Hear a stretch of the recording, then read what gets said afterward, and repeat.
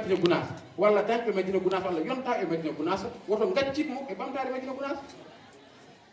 so tawi on waɗa banggue ma goɗɗo yara waɗa banggue goɗɗo yara waɗa banggue goɗɗo goɗɗo ara waɗa banggue goɗɗo nder Madina Gounass ɓamto yaara yesso e banggueji kala so tawi kolaɗo makko o moƴƴini goɗɗo adda watta hen so tawi o moƴƴinani ƴeewa goɗɗo mo kolɗa daro hono darde Abou Dia dari nde heeɗoto Abou Dia heeɗa ga Madina Gounass yaara yesso wasa wonde tan eɗen daña eɗen katine galleji men eɗen daña tan eɗen katine galleji men eɗen daña tan eɗen dokka bandiraɓe men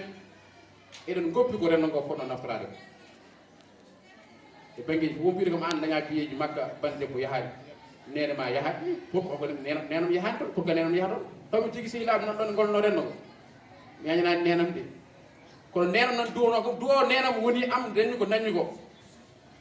mbiɗa yetti ɗum Allah ko duwawo jinnaɓam rokki kam ko dañmi ko dañmi ko kono ɗum sabata kaymi daña biyeji ɗi ganduɗa nenam jeeya babam jeeyami rokka ɗum